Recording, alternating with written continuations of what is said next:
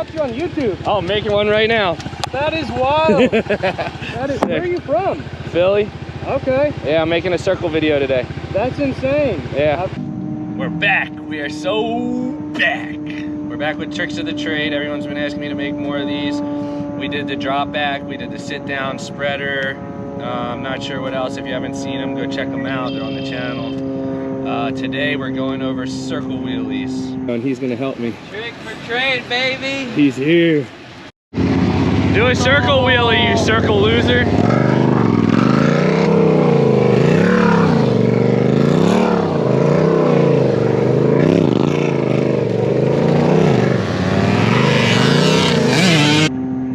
First, gonna go back over the bike since it's been a while.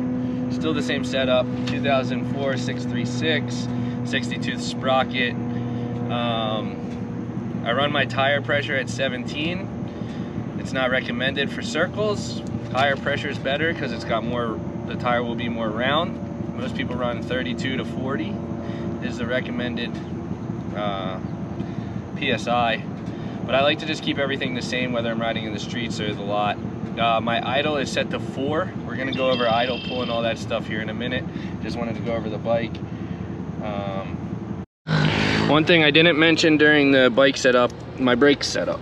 For the, I don't know why on Stunt Army, the first bracket they did, they put the foot brake on the back. It's really stupid. I need to get a new one, but it works.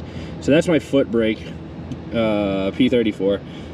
Handbrake is monoblock, and the master is a 16 by 18.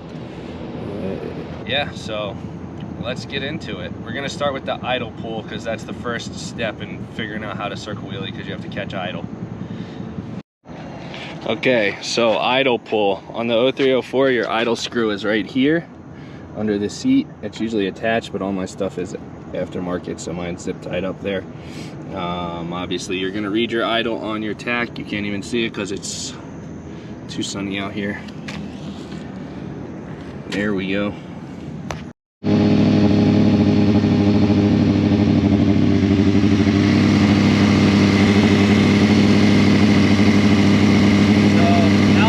Is nice and warmed up. I got my idle set up kind of high. I always shut the bike off and then put it in first, and then start the bike. If you slam it into gear with the idle high, you'll hear it clunk, and that's your transmission getting messed up. If you do that, I promise you that you're gonna blow your transmission out. Don't do that. The way, once you run an aftermarket clutch lever, it takes away the jumper thing, so you can't start it in gear. You have to put it in neutral. The way to get around that, on the 0304, if you remove the turn signal bracket and everything, you have this, and you just put a staple in those two holes. Hopefully you can see it.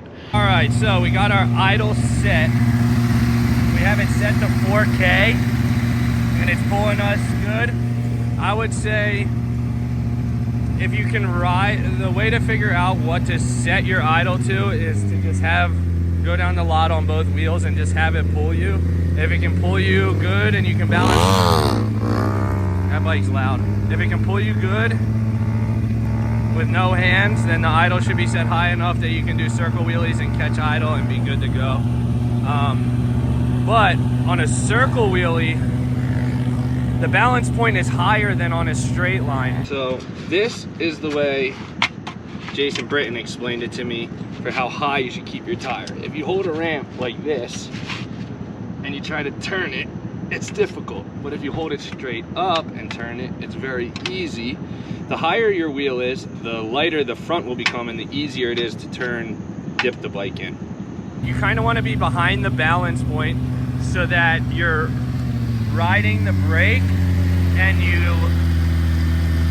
lower than 4K, and the bike is trying to pull you back up to 4K. That's what they call idle pull. And so you'll be like riding the brake, well, you'll be on the handbrake, that's my front brake, but I'm recording with my left hand.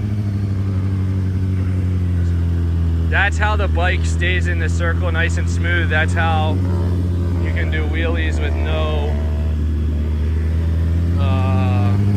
throttle hand and stuff. So you'd be riding it, riding the brake, so it's lower than 4, but it's trying to pull you back up to 4. So then you lower it, you'd be like down here, and it's like pulling me, it's really pulling me, trying to go higher. So that's the idle pull. Let's get into the circles, the clutch up and everything else. All right, now that we know what idle pull is, let's try to catch idle for everything. For learning circles, I think it's easiest if you put your left foot on the left peg and your right foot in the back seat. I would say for weight distribution, you're gonna wanna do like 70-30. So like 70% on the back seat and 30 on the left peg. You'll see dudes when they're trying to tighten up the circle, they take their foot off the left peg, so then they can center up with the bike and make the front lighter, like I said before, and get the circle to dip in. And then when they want to kind of straighten back out, they'll put their foot back on the left peg to get their shoulders inside to push the bike out to straighten back up. We'll go over that in a little bit though. We're gonna try and just catch idle now in a straight line. So it's nice to find a big open lot where you don't really have to worry about circling yet. You can kind of just go wherever the bike takes you. So keep practicing that. Find an open lot. See how far you can go without hitting the gas. I can't do it. It's hard to go straight. Going that slow is difficult to go straight. So just go wherever. Make sure you're looking. You can try seat stander if it's more comfortable. But yeah, just keep practicing that until you're comfortable. So the first thing you want to do is clutch up and catch idle right away. The faster you catch idle, the faster you can dip in. Turn your head and then start going with the bike.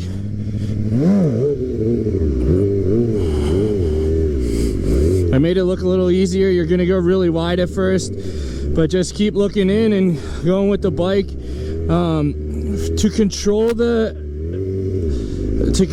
the size of the circle, I guess you could call it, when you put your body inside the bike, you're pushing the bike outwards and you're making the circle wider. If you bring the bike in with you,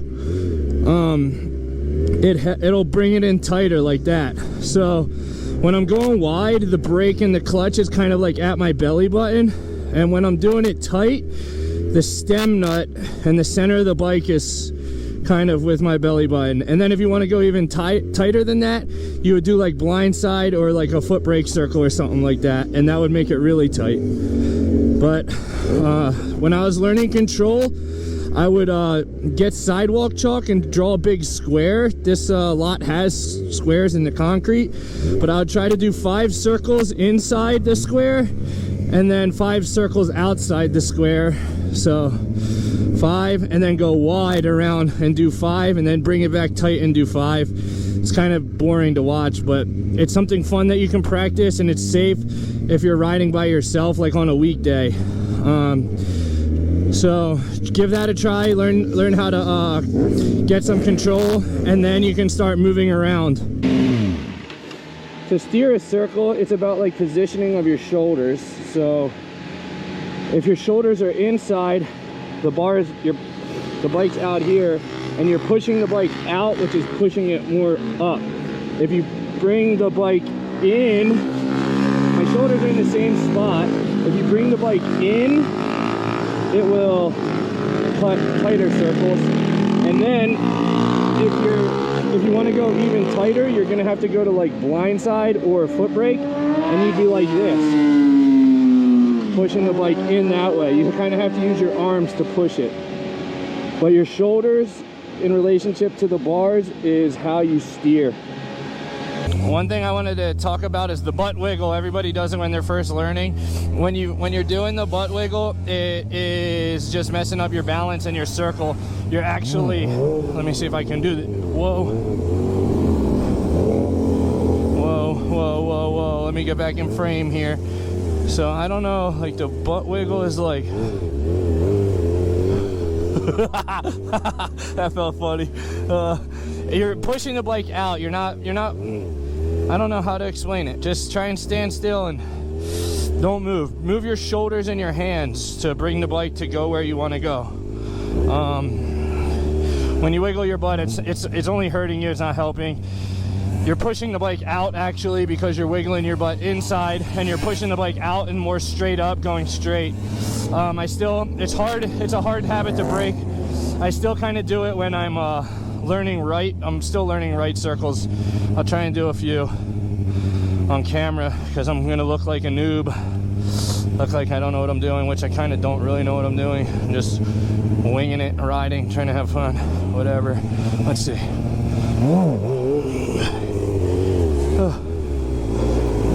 Oh, there's the butt wiggle. What? That was actually not bad. I did 2 or 3 or something to the right. So that's what I'm practicing now. Whew. It's hot as balls. It's like 95 or something. I'm dying. My bike's pretty cool. 85. Dang, she's running nice. All right, let's see if we can do this trick I learned. Foot, handbrake to the right, and then foot brake to the left. Ah, I got it. That's a cool figure 8 thing I just learned. All right. All right, so a quick example of a tight circle, like having the bike inside and your body on the outside. The best way I can do it is foot brake circles. So here we go.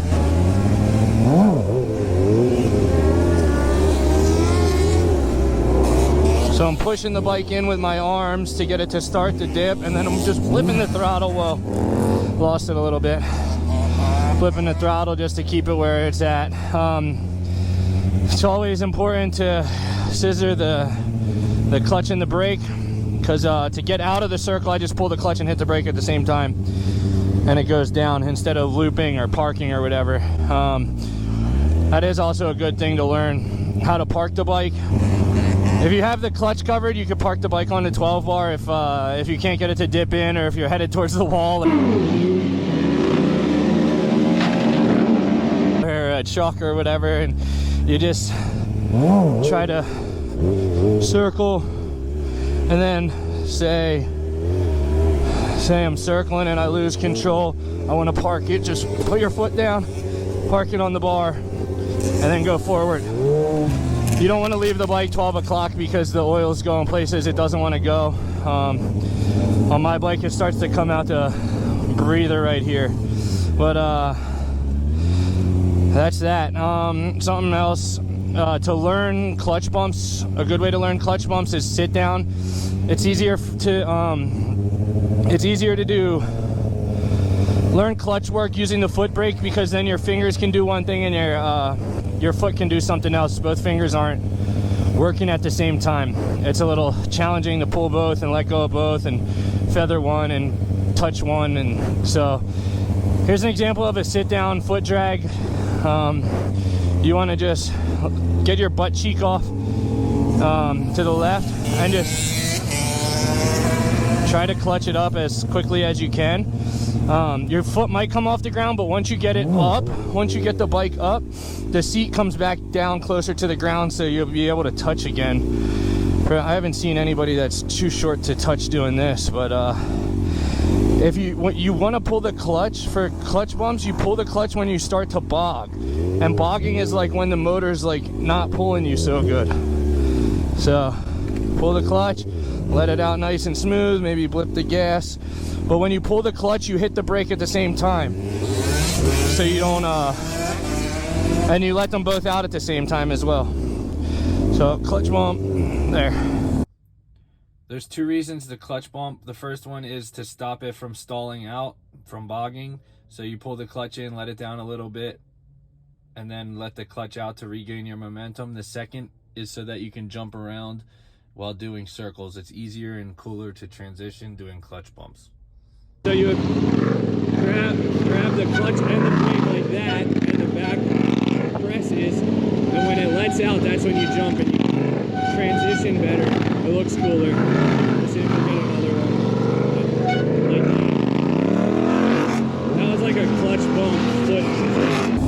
All right, I'm not really sure what else to go over with these. It's just practice time, seat time. Shout out Bomani.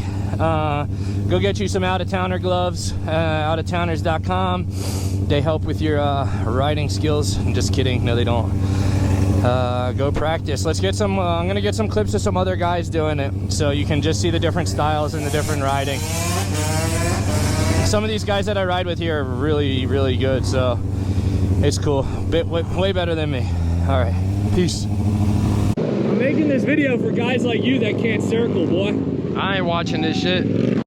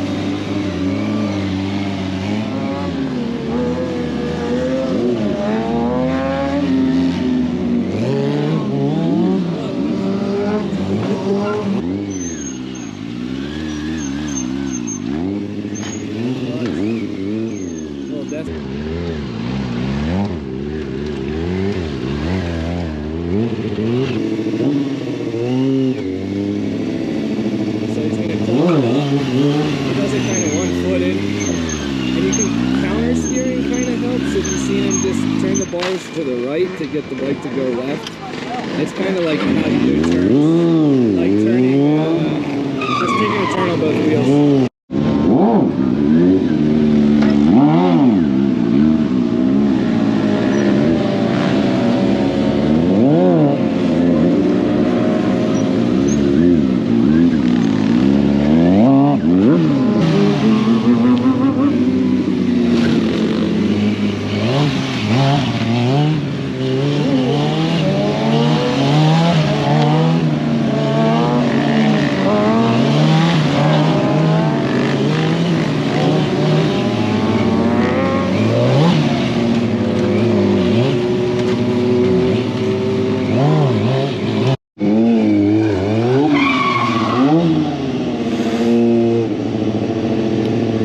Doing like staggered like this, you have your body close to the bike. When you're doing, see how close his like hips are to the bars. When you're doing seat standard, you want the bike close to you. If the bike's far away from you, you're pushing the bike down, like out of balance.